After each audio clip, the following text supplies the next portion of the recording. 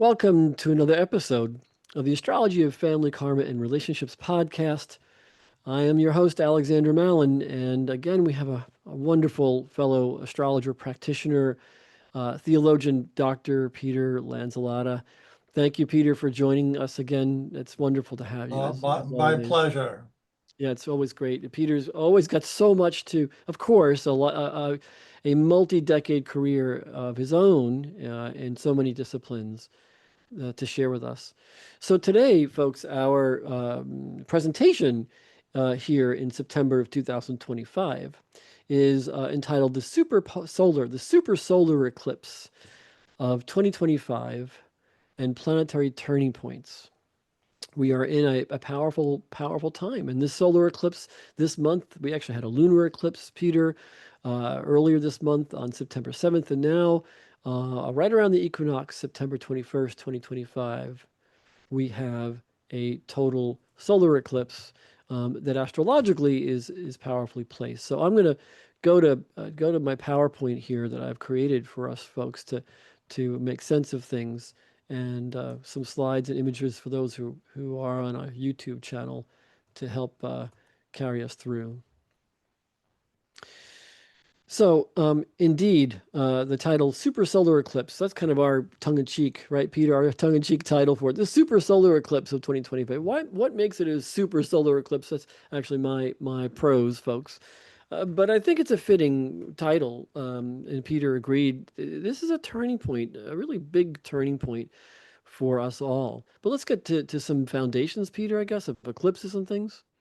Before we go there, I just want to remind people it's still a fairly new podcast, a little over a year now, and algorithms, unless they have a goodly number of subscribers, algorithms make it difficult for people to find my show. So please, if you have interest and passion and enjoy our programming, please do subscribe. That really helps those algorithms list my show so people can find future programming. Thank you. So tell us a little bit about yourself before we get into the eclipse material, Peter. How can people, what can they know about you? Well, I would have to say that after years of being a soulful searcher and a spiritual adventurer, I've come out, or shall I say, moved beyond denominations and churches, and I call myself now a spiritual independent, Ah, or as Rabbi Rami Shapiro calls it, ah, being a holy rascal.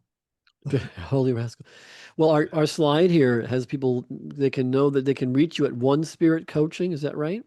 Yes, onespiritcoaching.com, or on my Facebook page. But mainly, if they want to sign up for my astrological reports, it would be one-spirit-coaching.com. And they can find this material on your website, right, Peter? They can find me on that website, and I do maintain a Facebook page, but it's not for astrology. Because you're also, of course, you're a doctor of theology. You're a professor. You are a reverend, and you also, kind of have a number of different offerings and supports for Yes, your clients. even though I'm retired from parish ministry, I continue my work in interfaith spiritual direction, or being a soul friend, helping you to find the meaningful answers to your life questions. And of course, I still do weddings and rites of passage and enjoy Ah, designing them with couples and with families. well, I don't want to let you go here in chatting about and having people understand who you are without saying that, Peter, you've now published 3 or 4 or 5 different books. I have published 5, uh, chiefly a 4-volume interfaith daily journal called Seasons of the Soul, where I take quotes from the great world religions, and I talk about reflections of my many years of working with people. And then the last page of each day is for you to write your own reflection, which can be a part of your personal faith life journey. Wonderful, wonderful work. Thank you for creating it and sharing it with us all. So, okay, back to our program here and other slides we've got prepared. So, again, onespiritcoaching.com, or people can find you just by typing in, Dr. Reverend Peter Lanzillotta.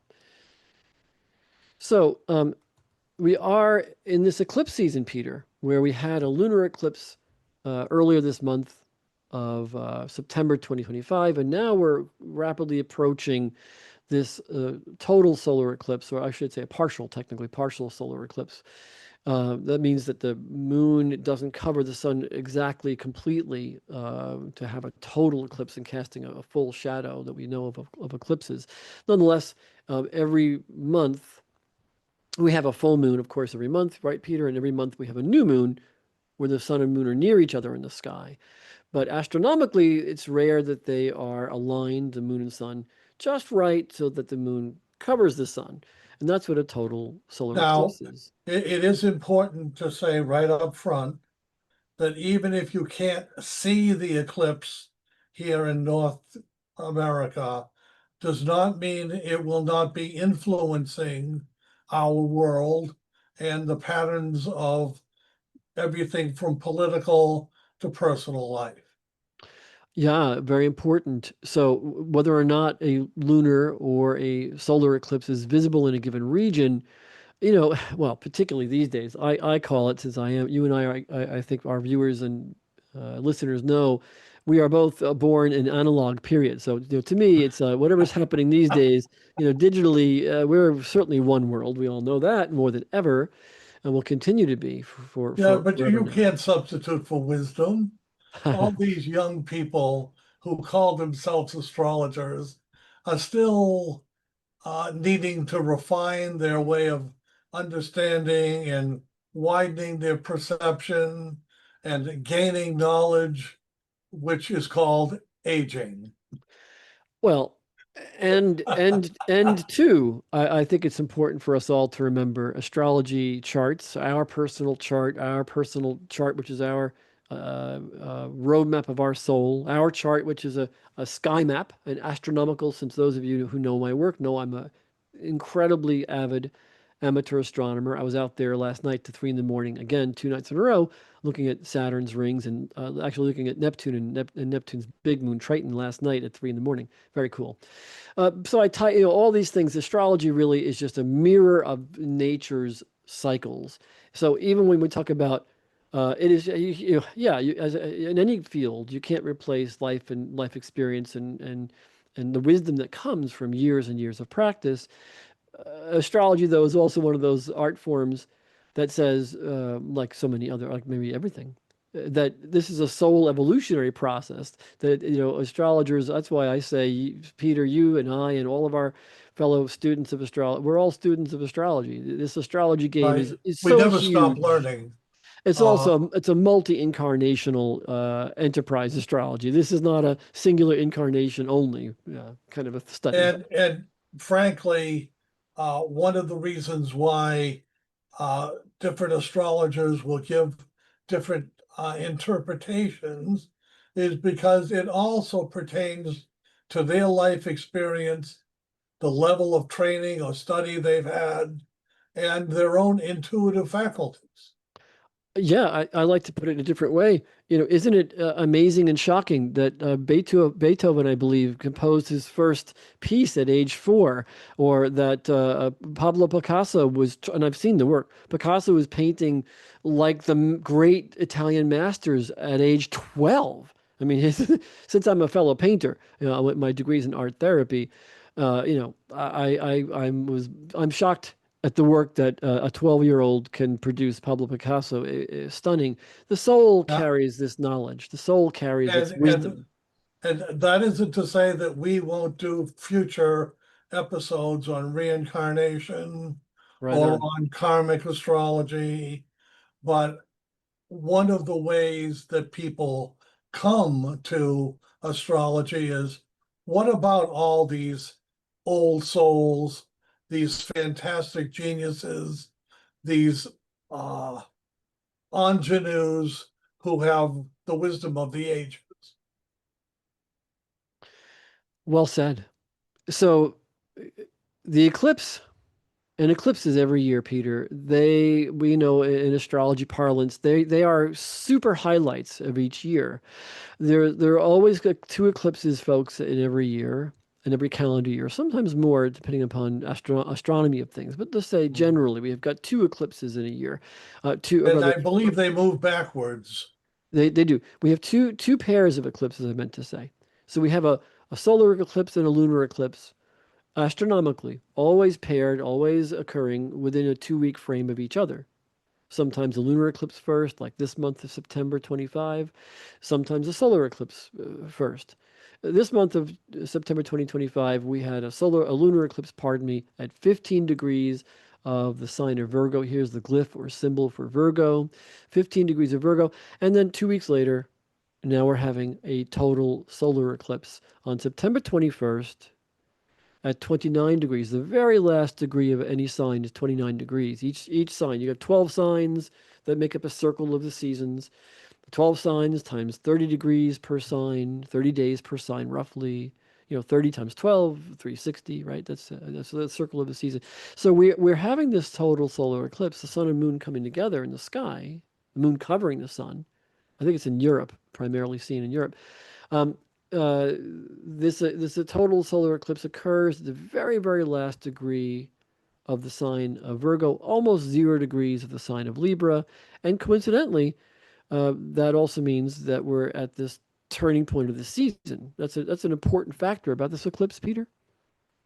Yes. Now, the astrologers, I would say East and West, uh, give great significance to the 29th degree and or the first or 0 degree of a sign.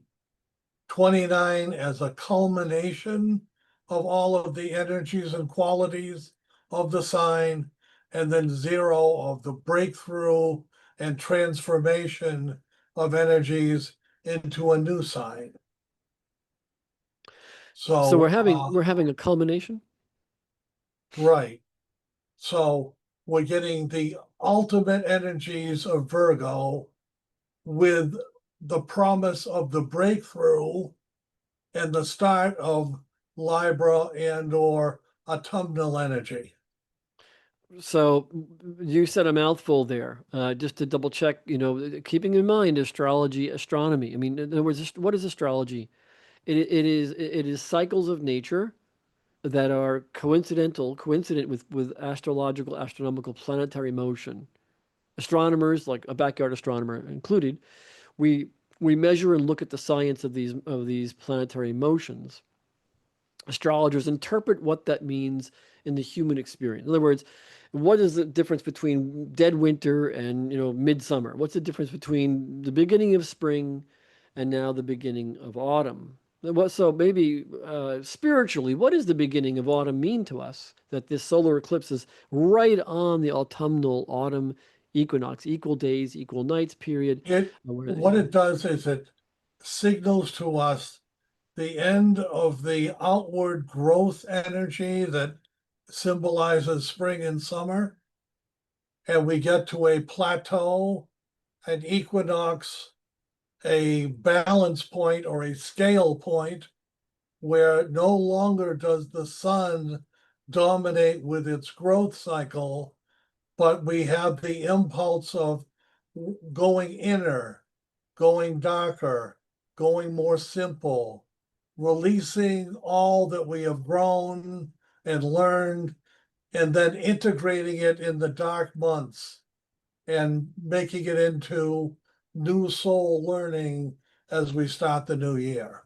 Yeah, and just to double check, that because some would consider this program esoterica, when you say new dark months, the calendar, right? You mean Right. above the equator, September, October is when the sun has reached its culmination in the summer solstice, and every day after mid-June, the sun gets a Yeah. little bit lower and lower and lower and lower in the sky. It's just like at the noon hour sun, as you head into fall and then winter, the noon hour sun gets lower and lower and lower in our visible sky. I'm sorry, I didn't preface it with in the northern hemisphere. Yeah, well, the astrology, of course, has its roots for millions, hundreds of millions of years, hundreds of thousands of years, certainly uh, likely 30,000 years at this point. We'll see what science continues to show us about ancient cultures. But astrology is as old as fire and stars, watching nature's cycles and how we Mhm. grow and survive with through the natural season. And most of humanity, certainly most of sort of scholarly humanity, was somewhere equatorial in north. We could think of ancient Greece and Egypt, etc. But so yes, this astrology season thing says that we're in the season of the sun getting lower and lower, and heading into the longer, darker nights, shorter days. And normally, when you have darkness, you go into your cabin earlier. If you can picture 100,000, 300,000, a million years ago, yeah, what would a creature do? Yeah, What would a it's human? well, unfortunately, our culture hasn't learned the gift of quiet, solitude, and interiority, which is very close to mysticism and meditation and the spiritual journey. So I invite you with this equinox that you can begin your steps inward so that you can then start your perfection of your knowledge and to integrate it into your life. The eclipses we know astrologically highlight consciousness, highlight the moment, highlight that period of time. This eclipse is right on within hours and days of the autumnal equinox. This dimming of the sun going lower and lower. The season tends to move faster now. Darkness tends to occur very rapidly. Most of us will see in the next month or two, like, wow, at this time of day, I was out there cycling, biking, taking care of stuff after work. Suddenly, it's dark. And in the next few weeks, it'll be heading toward dark, early afternoon. And that's the phenomenon of being, as we have to be, part of nature. And astrology just describes that. So this eclipse at this time is highlighting this inner going, this inner, we're moving toward the winter solstice. And by the way, Peter, you of all people can tell me why the winter solstice? Why is that important in Judeo-Christian cultures? Even I'd say interculturally. Why is the darkest night important spiritually? Well, the problem, without getting too extensive, is the problem with the Christmas season is that it should be in July. That's We that's a big because one. I'm confused, okay, kind of. with all that inward energy of the fall, we come across a highly commercial, extroverted, uh, It's become well, financial. it's become that. It's become that. It's become that, which of course is a bastardization of the true pagan or indigenous holiday that we would call the solstice, or when the sun reaches its darkest, slowest point, and there is less light in the world, And less light in the day. You know that less light in the day. we know in December the sun rises, and before you know it, it's already afternoon, heading toward darkness. You think, "Where's my day gone?" Right. So, if you wish to really be authentic about following the seasons, it is neo-pagan, it is Celtic, it is indigenous, because they have a way of structuring their world and their society to respect those rhythms. Yeah, and it's also I mean, as a avid backyard astrologer, I say it's simply nature. That we are mammals. We're not fish, we're not birds, we're mammals, and we're diurnal. We're not nocturnal. We're made for diurnal rhythm, the rhythm of the day. And as diurnal mammals, when the sun goes down, we need to we need to have We light, nest. or we light candles, or we go within. We go within. So Yeah. the winter time is a time of going within, because that's when the environment requires us to shelter and go within.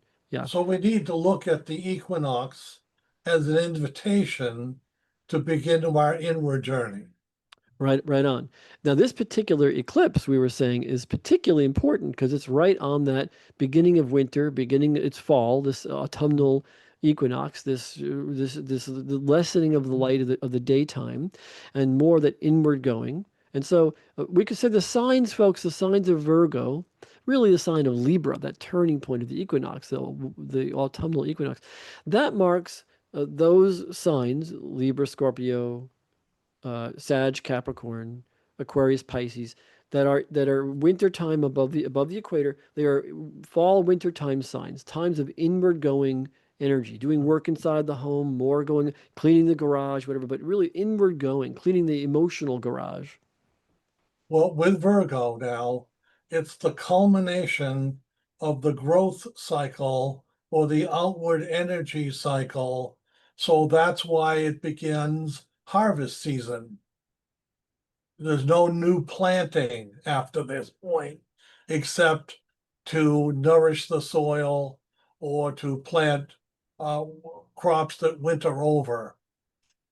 I, But I this like is I a like to I like to think of it as Bill Clinton is a Leo. He's a perfect poster child for being born during the summertime play and vacation time, and all about the self and what we're going to achieve in the outer world.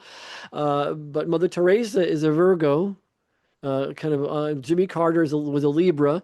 They're about what we do collectively. What do we do for the collective good as the sun begins to wane? But a quicker way, Peter. I always say, Virgo Libra, back to school, back to work. You've been vacationing, Cancer Leo, and having fun, and now Virgo Libra, back to school, back to work. It's the cultural, social time of responsibility, and your boss, your employer, your teacher wants you prepared for school, prepared for education, prepared for work.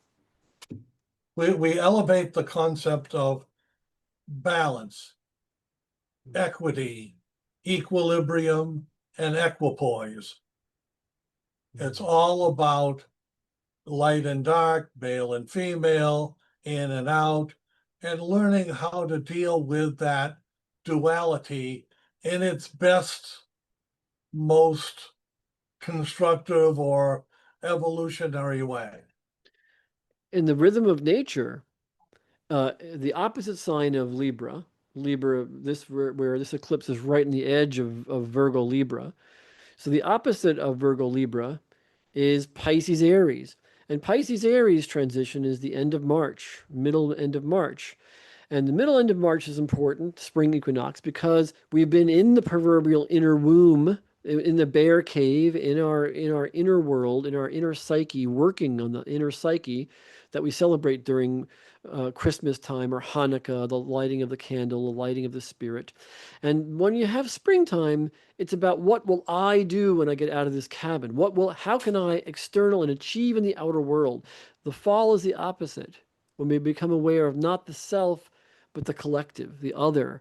So this solar eclipse is especially potent because it's following that summertime of I and achieving and fun and play and goal.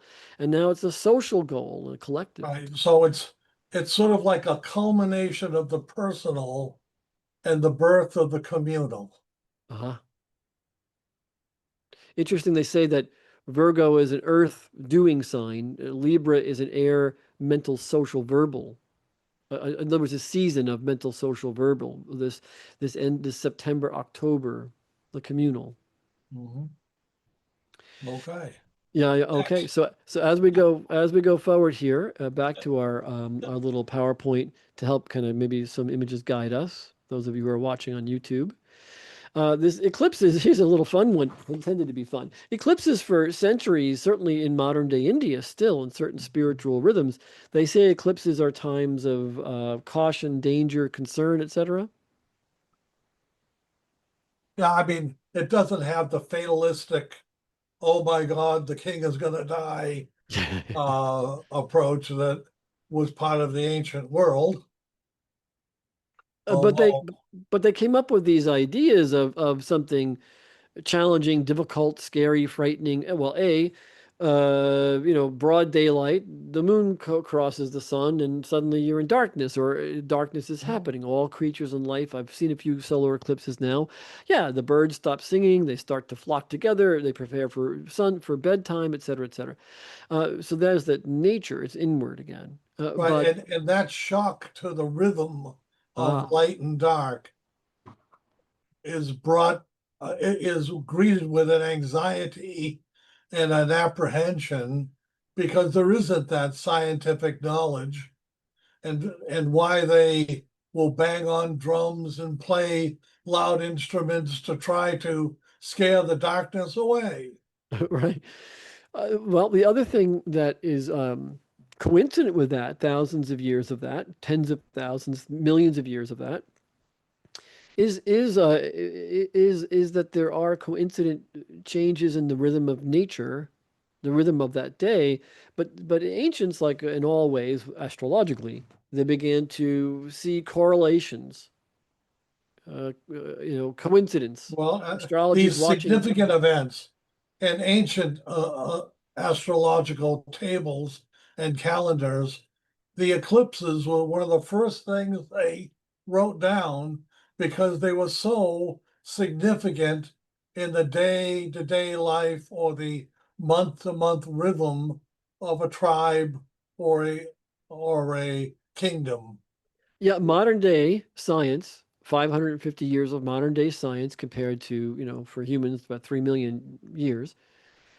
In 550 years, modern day science is incredible, of course. We're talking on it right now, breathing it, wearing it.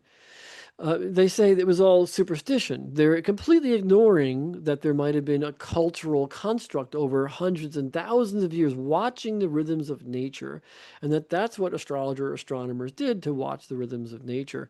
So while certain people will say go indoors, or that you should shelter, or you should go within, maybe we can say metaphorically, it's awareness of the inner and the outer, the night and the day, the light and the dark, the inner and the outer spirit of things. You brought a wonderful slide. Perhaps you'd share it with us of one of our great modern day guru figures, saint figures, Thich Nhat Hanh. Yes.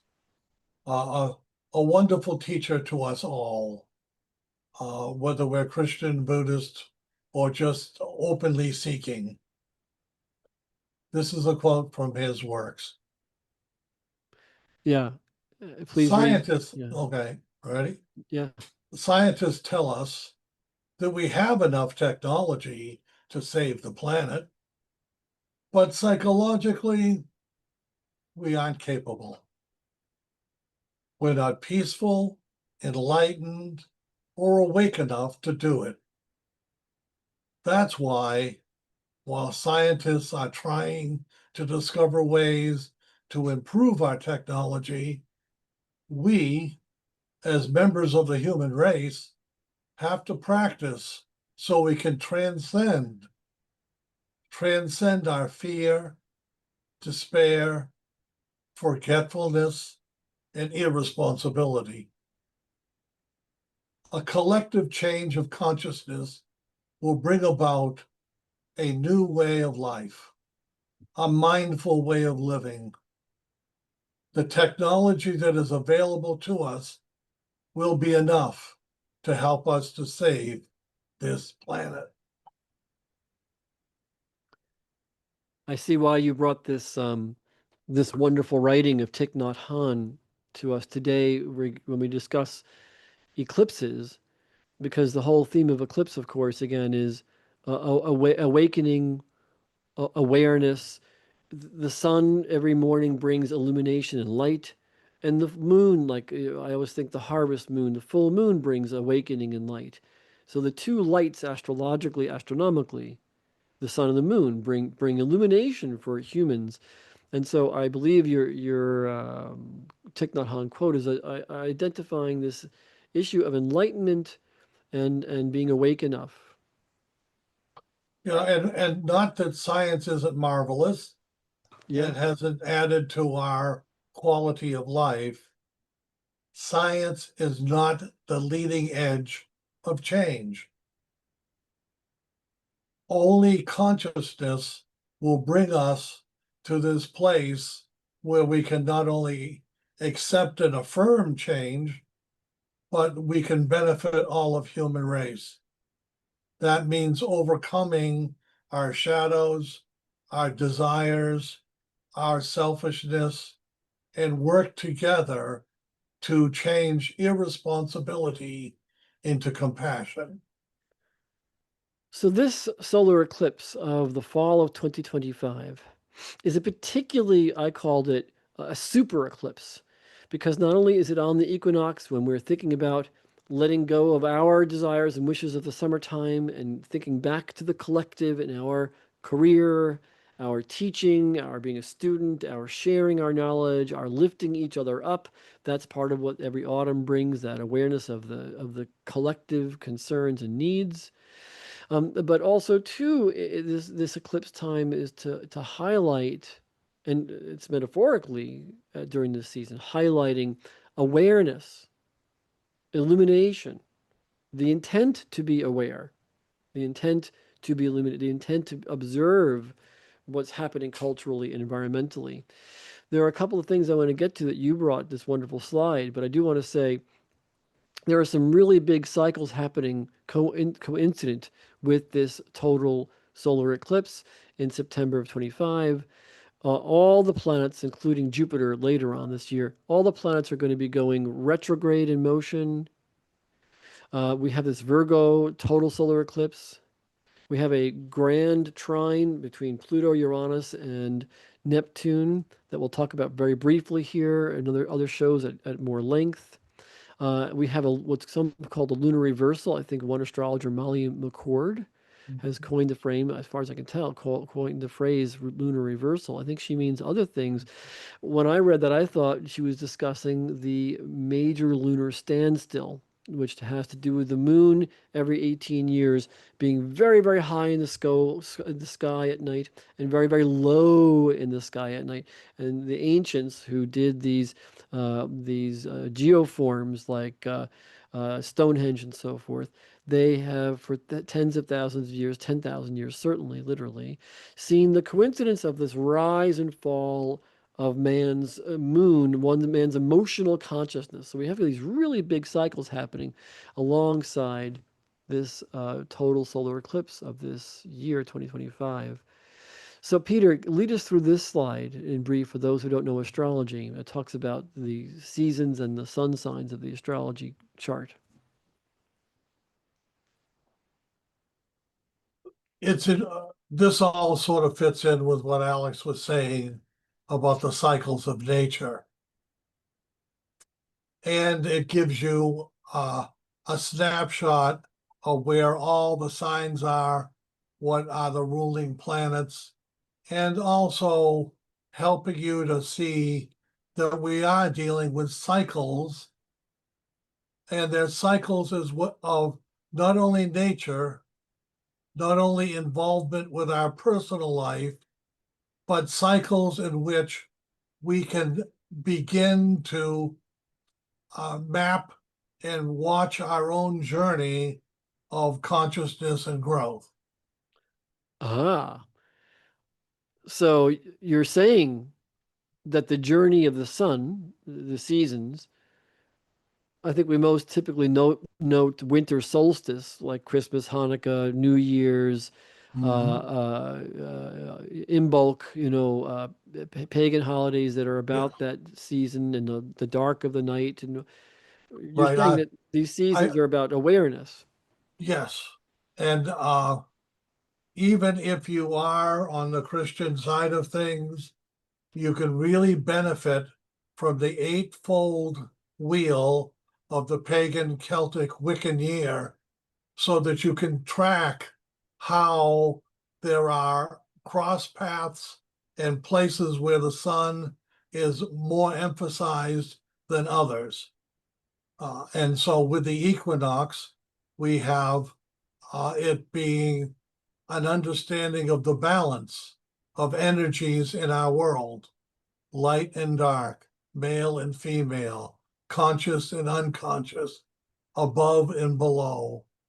all about how each of these stages and steps contribute to our sense of wholeness and the entirety of the mystery we call life. And this journey of the sun, the journey of the moon, the journey of the experience of these seasons is really what these standing stone alignments all over the globe, not just Stonehenge, all over the globe, many, many standing stones alignments were astronomical calendars to measure these seasons that describe, whoops, pardon me, just what you shared. Where was my slide? This one. That describe the journey of the season and our awareness of other and self throughout the year. Yes, the Jungian analyst Thomas More talked about the planets within or the sun within, and that was an introduction for me of how to bring in the Jungian thought into astrology. And it's probably the branch of psychology most aligned with uh, astrology because Jung himself was an astrologer. Yeah, we'll have to cover that more thoroughly in another show. Oh, That definitely. Carl Jung, and I think a great portion of his foundational constructs were well, they were born from astrology. Astrology itself, the Celtic calendar, the sun moon, the natural cycles of life. That's astrology. Now, Alex, is there anything else you feel that we should cover in this session? Well, I want to highlight that this eclipse cycle that falls in Libra Virgo, on the very tail end of Virgo and Libra, this solar eclipse that we're having mid month here, September, it's highlighting that theme of the outer and the inner. You know, this confluence of the outer world and the inner world. You know, the personal goals, the personal desire, and the cultural, the societal, social giving that needs to happen. So I'm wondering, Peter, and we'll come to some of these other slides another time about the Rahu Ketu, the nodes of the moon. But this issue of these trans-Saturnians, Neptune, Pluto, Uranus, rather, and a rather rare, not rather rare, a multi-thousand-year rare alignment right on this eclipse. Neptune right on this eclipse. Neptune symbolizes and is discovered during a period that's highlighting uh, um, philosophy and psycho-spiritual concepts. Neptune symbolizes one's social, emotional, psychic understanding, how the frame of reference for being in the world. This is highlighted in this eclipse also, is it not? We could And also they look at are all in harmonious aspect to one another, which allows them to be free-flowing support to one another's qualities and potentials. yeah, one key thing about this Neptune placement that's right exactly on this month's solar eclipse is that Neptune astrologically, from experience and when it was discovered in the mid 1800s, Neptune is about ideology, ideologies. And I have been telling my clients often that Neptune, the planet of ideologies, in one form of the US chart, the 5:10 p.m. signing of the Constitution, the Declaration of Independence, rather. So when the Declaration of Independence was signed, July 4 of 1776, some astrologers say 5:10 p.m., some say 2:13 a.m. But very key, either way, is that this Neptune placement is very significant right now in the sky with this solar eclipse. And on this particular US chart, Neptune ideologies, it's really foundational. Neptune's placement in the sky right now is at the bottom of the US chart with the Sibley chart, this afternoon signing of the Declaration of Independence. That Neptune cycle is in this eclipse cycle is right there at the bottom and top of this chart, highlighting the outer world and the inner world. Neptune is exactly where it was, folks, 165 years ago. Its orbit is 165 around the sun.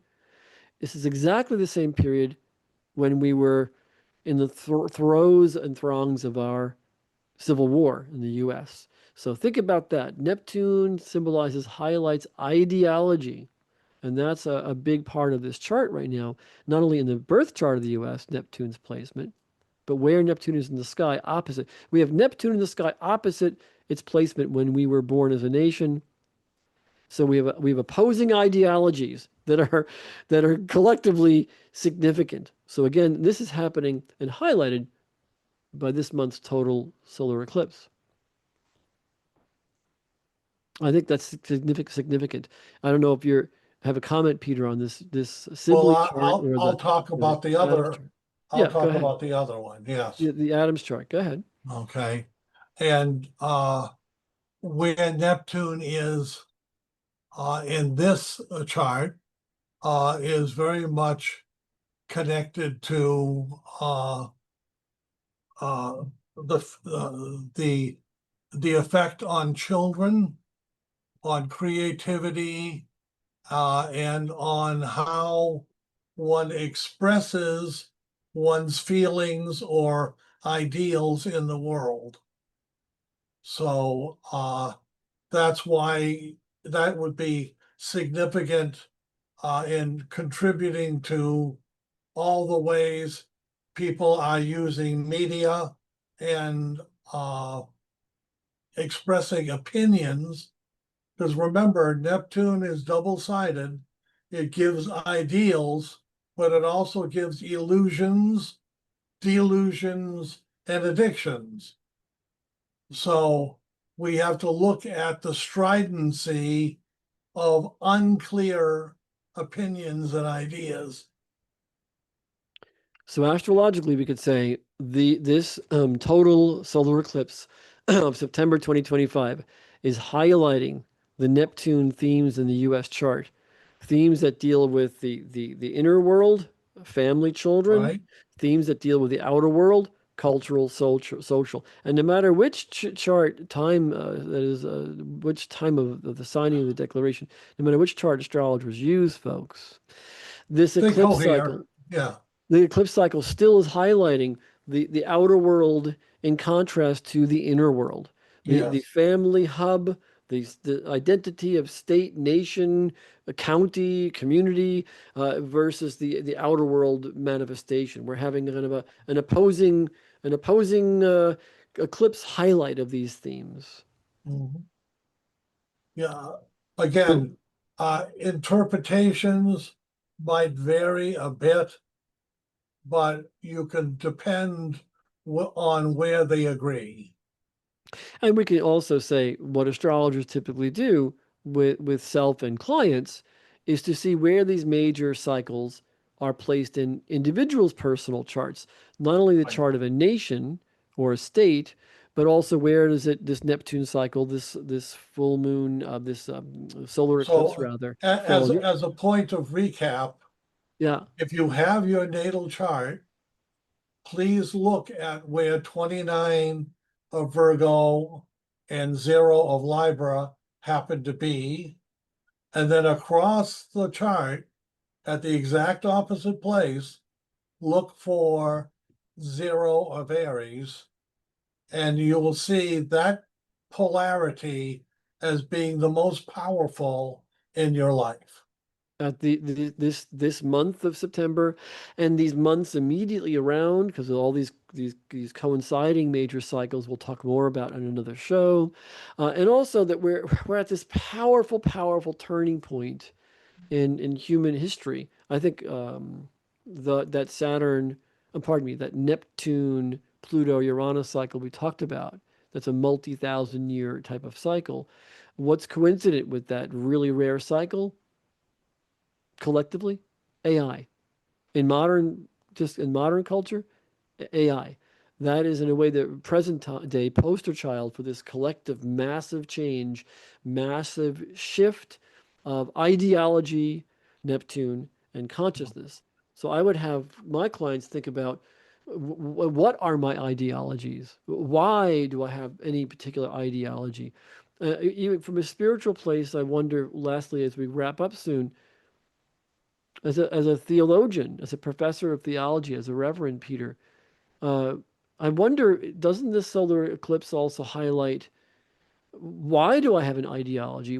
Who is the seer? Who is the perceiver? Who is the I? Who am I versus who you are? One of the things that eclipses do is it ushers in the opportunity for us to take time to ask essential questions of ourselves or the direction of our souls.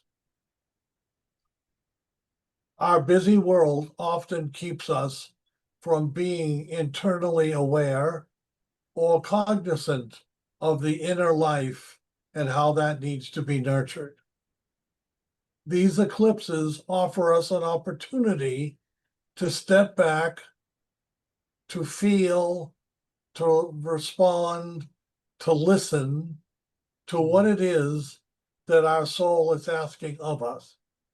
Ah, When I do my spiritual direction work with people, I ask one essential question: how can I help you to find the highest and best answer for yourself?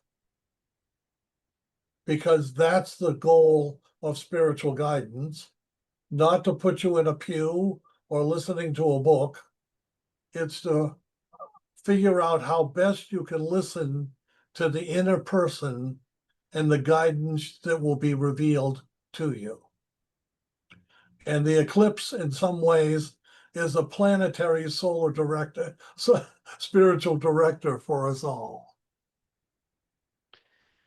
so on that note, that's beautifully said, Peter. Thank you for bringing us to mindfulness. But I think also too, lastly, astrology, and particularly Western astrology versus Vedic or other systems, the foundation of it for those of us who study in the West is how can I take my chart personally and understand myself in frame of reference to the greater?